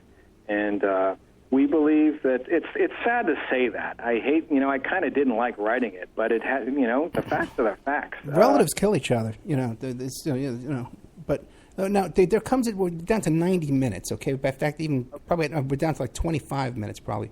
Now, so I think to proceed, I'd like to hear about what happened when Tom Grant confronts Courtney Love. There comes a day when he confronts Courtney Love, correct? Right. So what happened there? Well, we talk about this in the book. Now, there are a few confrontations. Now, when you're a private investigator, you have to realize you're not a cop. You have to do whatever the client wants you to do. So if a client doesn't want you watching the house, they're paying you. You don't watch the house. She was asking him to do a lot of things that didn't make sense, but she was paying. And if you're the private investigator, a private investigator is not in a position to interrogate the client because the client is free to fire you whenever they like. So, or you can quit. But you can quit, right. Well, Tom wrote her a letter, exactly. And on May 8th of that year, Tom wrote her a letter and told her effectively that I believe Kurt Cobain's death is highly suspicious. I'm going to investigate it on my own. You don't have to pay me anymore. Your bill is paid, but I'm going to investigate this on my own. He sends her this letter. He tells the attorney, Rosemary Carroll, about it. She's shocked, but, hardly disapproving. And so he sends her this letter, and what does Courtney do? She calls him, and you can hear this conversation, part of it on the website, and I transcribe it at length in the book. She calls Tom Grant, and she, instead of yelling at him, and this is a woman with a volcanic temper, mind you, she calls Tom, talks to him like he's her best friend, and she hires him to do more work for her. So what happens is this. Tom Grant sends a letter. He says, I believe, your husband has been murdered. Basically, what happens is he said, I'm openly investigating my client for murder. I'm openly investigating. How many times have you heard of a private investigator openly investigating a client for murder while working on that client, for that client on other matters, and doing it openly? Never heard of that happening before. It's a very strange situation, but that's what was going on. She hired Tom. I think she hired Tom to dig up dirt on her relatives, chase down a lot of silly rumors, and then to surveil her new boyfriend, Trent Reznor of Nine Inch Nails. She started sleeping with Reznor soon after Kurt Cobain died, and she was very afraid that her new boyfriend was cheating on her. So she hired Tom to surveil Reznor's whereabouts, and Tom figured, I can learn more about this case if I'm inside of Courtney's orbit than outside of it. So he just sort of went along with it. But he continued to work for Courtney, but you can hear it, and you can read about this in the book, as the summer turns into fall, Tom starts becoming more and more confrontational with Courtney, and you can see her becoming more and more fearful. She tries to get Tom to sign a confidentiality agreement. He won't do it. These conversations are all transcribed in the book. And then in December, she gives an interview with Rolling Stone. And in the Rolling Stone interview, she refers to another suicide note. She said that Kurt had left her another note, and she quotes this note in this interview. And she tells a couple of other stories in the interview that Tom had never heard before that didn't make any sense. Now, when Tom asked her about this note, he said, where was this other note? Kurt wrote you another suicide note. Where is it? Why didn't you tell me about it? Why didn't you tell the police about it? And she says, oh, well, he left it underneath my pillows in my room. After he came back to the house. But when Tom searched the house, he searched the bedroom. And he said, you can hear this conversation on the website, and there was no note underneath the pillows. Because Tom picked up the bed and he flipped it over, and that's where he found the drugs, the Rohypnol, underneath her mattress. And he flipped the whole bed over. But she never knew that because he actually remade the bed neatly afterwards. So she never knew that Tom inspected the entire bed. And that's where she said this third suicide note was left. And when Tom confronted her over that, that was a breaking point, and that was the point at which that Rolling Stone interview. That was the point at which Tom knew he had to speak out. Now, we depict the book. In the book, we describe this, of course, with Tom's act here as a whistleblowing case, which we believe it is. Conspiracy theory, which is what Courtney's detractors call it. I mean, a conspiracy is a very easy criteria to meet. All you need to have is two or more people agreeing to commit a crime, then you have conspiracy. So, I mean, calling something a conspiracy theory it means very little. But when we talk about conspiracy theories, we talk about, you and I can talk about the Kennedy assassination or speculate about all we want, but you and I weren't there. So, and those speculations may be valid or not, but that's usually how we think of conspiracy theories. But Tom, of course, was in the center of the storm. He was hired by her. He was in the center of events, and he was taking notes, and he was documenting it and recording it. And so this is an act of whistleblowing, and that's how that's what makes this book a little bit different. We describe Tom's struggles and the steps he took to blow the whistle on Courtney Love. And so it was that Rolling Stone interview that really pushed him over the edge where he realized that this was definitely a murder. Courtney was definitely involved. But did he ever confront her where he actually sat down with her and said, okay, listen, here's what I think happened? No, she wouldn't do that anymore. Once he got that letter from her, once she got that letter from him, rather, where she knew he was going to start investigating this case as a murder, she wouldn't sit down with him face to face again. Okay, everything was done. And she offered him more work. And then was that still at 3 times? Is that his normal rate?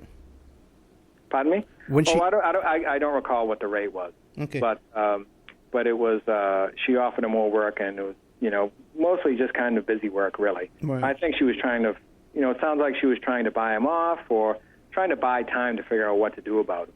Really, I think it was probably her. It was, in a lot of ways, it was very smart of her. Okay, we got about 20 minutes left. Now, would you like to cover the suspects and why you think they're persons of interest?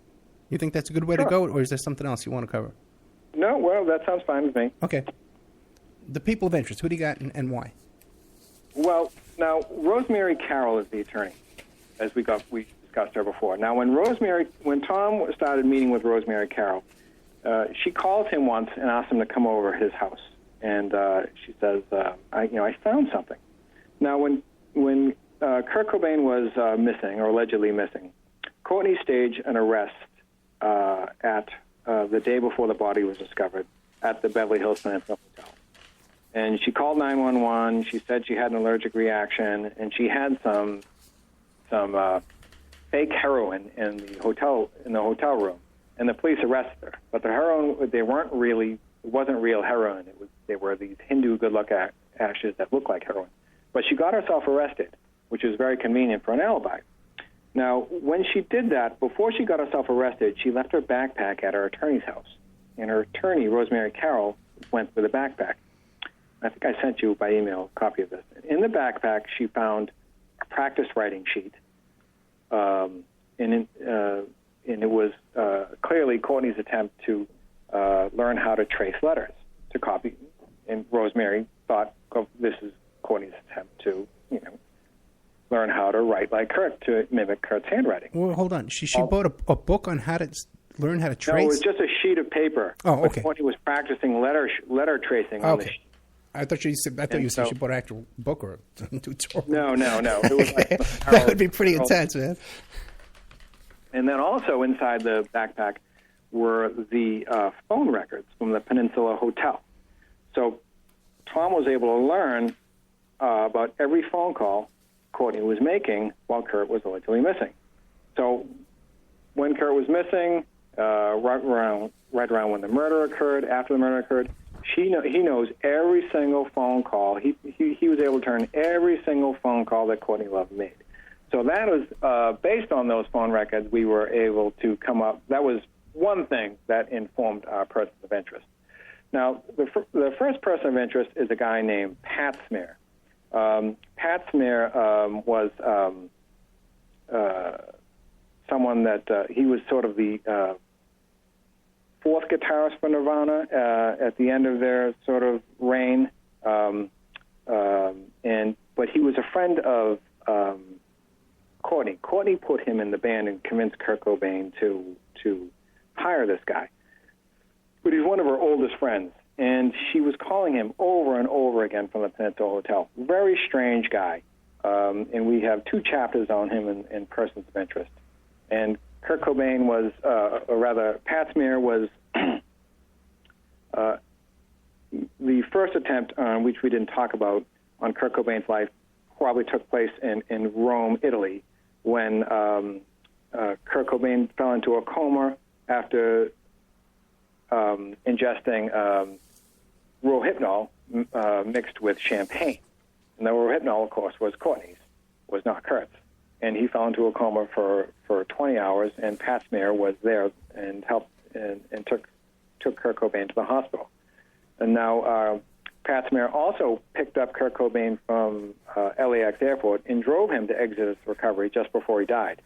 Now, after Kurt left rehab and was missing in Seattle, Courtney called him over and over again. Now, what were those conversations about? What was said during those conversations? Well, we don't know. Now, another one is... Were you ever able to contact Pat Smear and talk to him? Pardon me? Did you ever talk to Pat Smear? Well, Pat Smear won't talk anymore. Pat Smear actually came to Tom. There's a chapter on this in the book, and this had never been revealed before. Pat Smear actually, at Courtney's behest, came to visit Tom at his office in June of 1994, so a few months after Kurt's death. And he came and had a meeting with Tom and tried to figure out what Tom knew about the case or what his leads were and things like that. And Tom immediately, figured that it was Courtney who sent Pat Smear down to learn more about the investigation. It's a very strange chapter in the book. Pat Smear actually left the office, Tom's office, in tears. The next person of interest would be Callie DeWitt, and a lot of people know about him. He was the nanny, and he was a heroin addict who worked for Courtney. He was an ex-boyfriend of Courtney's, and he was just kind of one of Courtney's gophers. Courtney had surrounded Kurt with a bunch of her people, and as soon as she got into Kurt's life, it was kind of in an evil way, kind of a smart thing to do. She had driven all of Kurt's friends away and surrounded Kurt with a bunch of her hand-selected friends. It was almost like a noose gradually tightening around him that he couldn't see.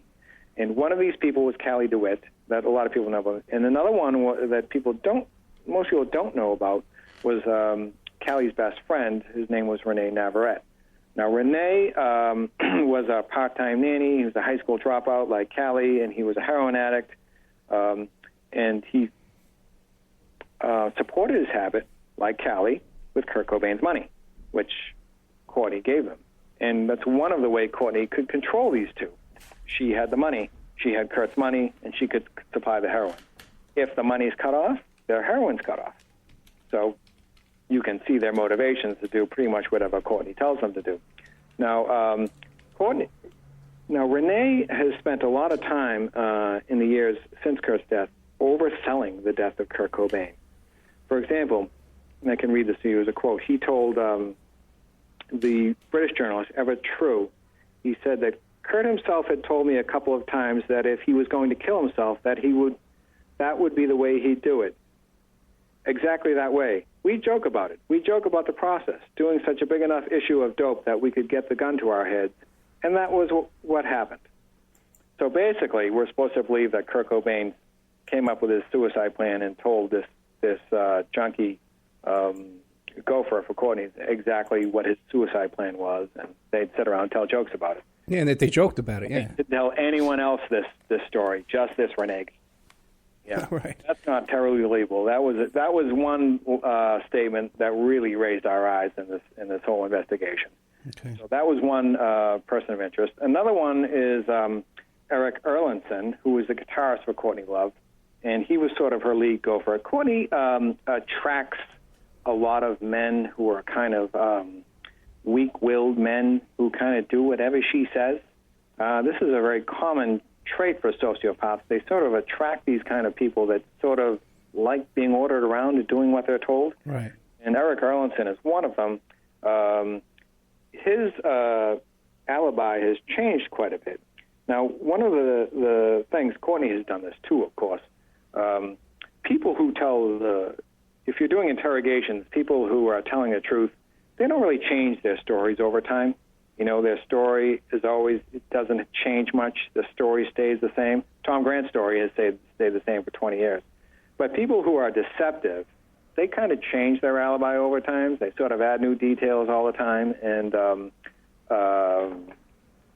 this is what we see a lot of with these persons.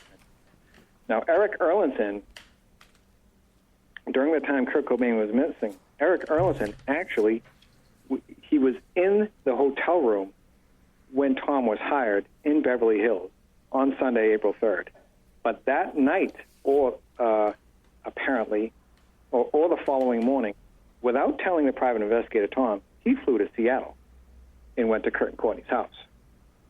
Now, according to Callie's girlfriend, Jessica Hopper, who was at the house at the time, Eric showed up at the house looking for Kurt and asking Jessica where the shotgun was. Oh, really? Yeah. And he was running around frantic inside the house, and then he said he was going to, he was looking for Kurt, and where was he? And then... Would he have money to buy a plane ticket to fly himself there, or would someone have to pay for the ticket for him? Do you know? I don't know. Okay. Courtney could have paid for the ticket, or, Courtney was often took private jets. He could have taken a private jet, with Kurt Cobain's money that Courtney would have, right, paid for. But anyway, the following day before, apparently before finding out what happened to Kurt Cobain, he flew back to Los Angeles. So he only flew up either Sunday or Monday morning, went to Kurt and Courtney's house, and then flew back on Tuesday morning back to Los Angeles and went back to Courtney's hotel room in Beverly Hills. Now, he told a different story.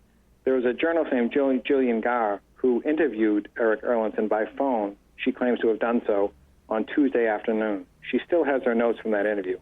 But Eric Erlandson told Charles Cross, the biographer of Kurt Cobain that Courtney hired, Erlandson told Charles Cross that he actually flew to Seattle on Tuesday afternoon and came back on Wednesday.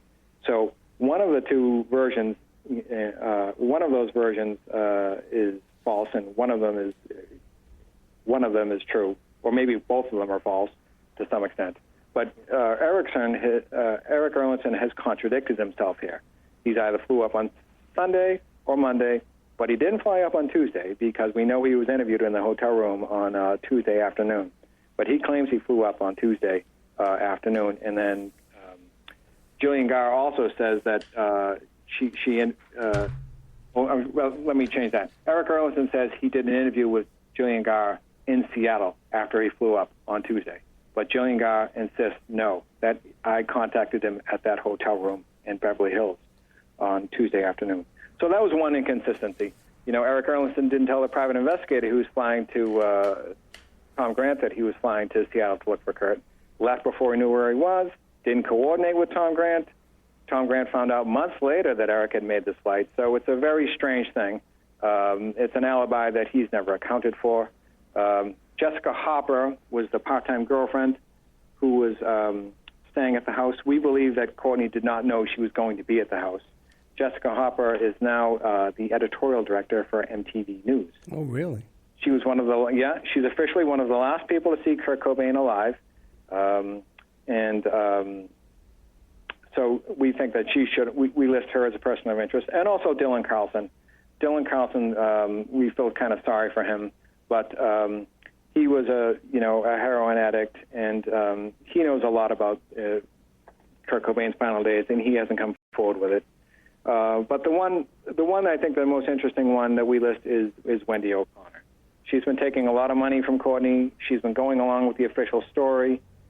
We've talked to people off the record where she will, tell people that she admits that her son, was murdered, but she won't say it officially. And then she's just had a very close relationship with Courtney Love, and she took her money. She still continues to take her money. But then she had a big falling out with Courtney about 10 years ago, and Courtney actually foreclosed on the house in Olympia. And but then they made up, and then Courtney, put her back on the payroll again. She was very chummy with Courtney. She's been seen with Courtney in public. She's attended award ceremonies with Courtney. In the week after Kurt Cobain died, Courtney actually gave her a bunch of pills. She started taking pills afterwards. It was just, she really came under Courtney's control afterwards. And I don't know why she did what she's done. I don't know why she's gone along with the official story, but she has, and she has to be questioned. But it hasn't happened yet. What is her relationship like with Frances Bean? Close. Really? Frances Bean, we're told, good authority, Frances Bean believes that her father committed suicide. That's what she's been told. She's a little girl. So that would be a hard thing to accept, I imagine. Okay, real quick, how does Sam Lufty fit into all this? Sam Lufty for a while he was managing Courtney Love, and just recently he's been involved in a kidnapping or something with Frances He's been Bean? involved in a kidnapping, yeah. He kidnapped Frances. I don't know too much about it. It's the first time hearing about it, yeah. Yeah, well, I know that,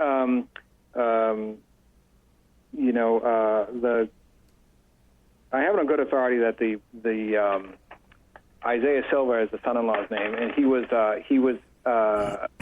actually gotten the house from Frances Cobain.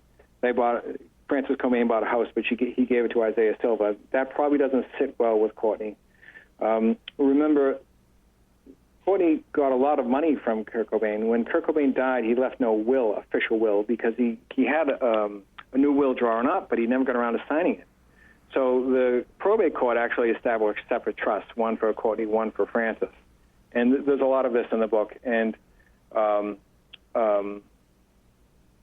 Courtney lives so lavishly, private jets and limousines everywhere. She gets a lot of money, but she often spends more than more goes out than comes in. And she admitted to Tom on a recorded conversation that she was actually paying him with money from Frances's trust fund. Oh, really? Dipping into it over the years. And there's a long section of this in the book. Courtney accuses all kinds of people of stealing money from her daughter. But, it sounds like Courtney is the one stealing money from her daughter. She's been borrowing money from her daughter. She officially borrowed about $2 million from her daughter. And then we think unofficially she's been borrowing quite a bit more. We have a long section of this about Courtney and her finances in the book, in the addendum. So that house, she has a $2.5 million house in Hollywood. We think that if I were to speculate, I would say Courtney's not very happy with the fact that her son-in-law is getting that very expensive house and wants him out of there. So that could be one motive behind the kidnapping. But it's a very strange thing. Courtney, she runs with people like Sam Lefty. You know, they're birds of a feather. So I'm not surprised she would have, you know, she's been hiring goons all her life. Her first husband, James Moreland, when Courtney was just a stripper in Los Angeles, said Courtney would strip for a night, take the money that she made from stripping, and then hire a goon to go and beat up some guy who just pissed her off. Mathew Rickert, thank you so much. Sudden end of the show. Mysterious death of Kurt Cobain, suicide or murder, you decide, and also the website CobainCase.com. Mathew Rickert, thank you so much. Thank you. This is American Freedom Radio. Freedom, American. Okay, oh boy. Well, it's kind of abrupt. Boy, technical difficulties. My goodness, what the heck was going on with that show? Couldn't get Skype to work, and then Danny seems to be all over the place. Okay, make some quick announcements, and then we'll get the heck out of here. Because it's been a long, long day. Just want a little disclosure about Sam Lefty. Sam Lefty actually contacted me once to want to retain me on some work. I spent the whole day on the phone with this guy. Very interesting character, very intense. And he was the guy who was Britney Spears' manager, okay? When Britney Spears was going through that nightmare of that public breakdown and the paparazzi were out in front of her house, and the paparazzi were being allowed to come in her house and come in and she was sleeping with some of these paparazzi. That whole situation was horrific.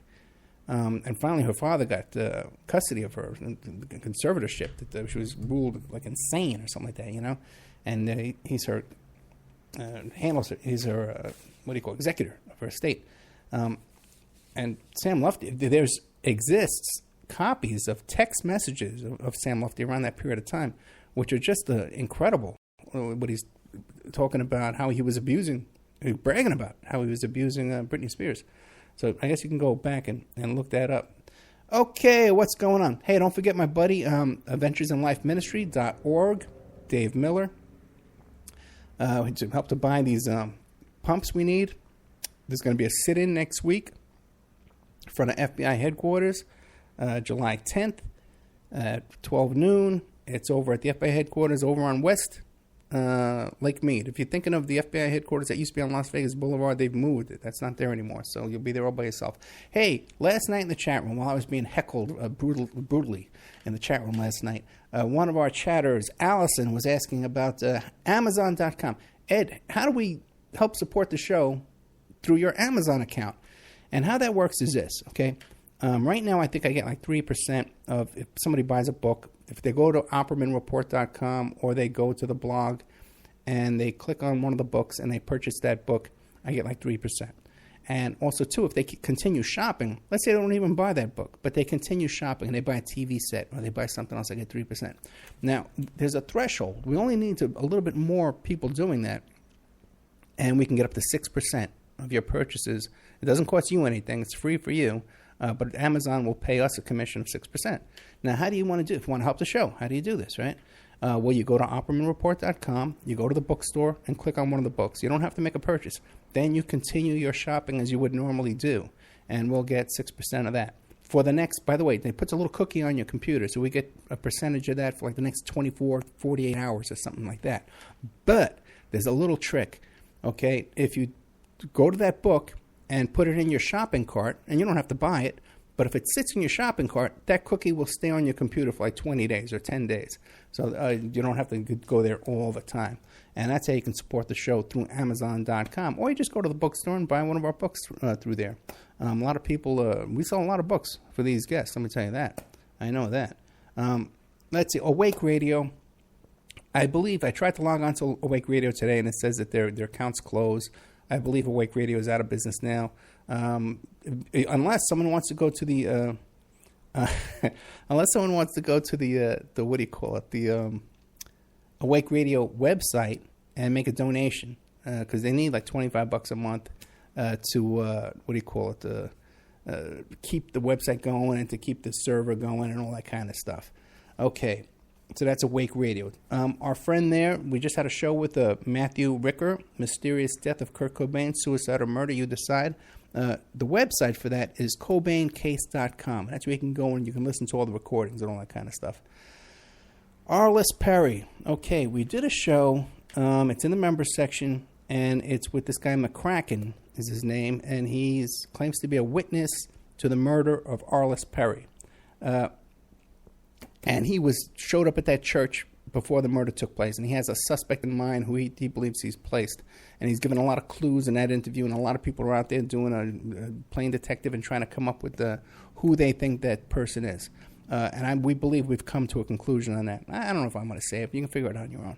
Another thing is we're going to be doing some updates on that show. We're trying to get the detective in charge of that case, who's now a private investigator, to try and get him to come on the show. And also Jim Rothstein. Jim Rothstein was consulted on that case. I believe he was flown out there to Stanford to help investigate that case. And we're trying to get him to come on the show. Return of Jim Rothstein. Everybody loves him. I don't know why he's mad at me, but a lot of people, hosts and guests come on the show, seem to get upset with me and don't want to return. Okay. There's a bookstore, I promise you, on OppermanReport.com. We can go there right now. Okay, it's time's up. How's that? Okay, who's coming up? On Monday, I'm talking to a guy who did a documentary film about O.J. Simpson, and he has copies of all the O.J. Simpson's interrogation tapes, which I have not had a chance to listen to yet, but I will before Monday. 4th of July, I'm going to be working. After that, we're pretty much open. Okay, guys, thank you so much. I'll talk to you next week. Having a life scholarship and being able to afford to go to college made me feel inspired to go. When I got a life scholarship, it was such a relief. I knew that I wanted to have an impact. Having a life scholarship through the SC Education Lottery was huge. It gave me the opportunity to make that impact right here at home. The South Carolina Education Lottery. A better you, a better us, a better South Carolina. Visit sceducationlottery.com/betteryou.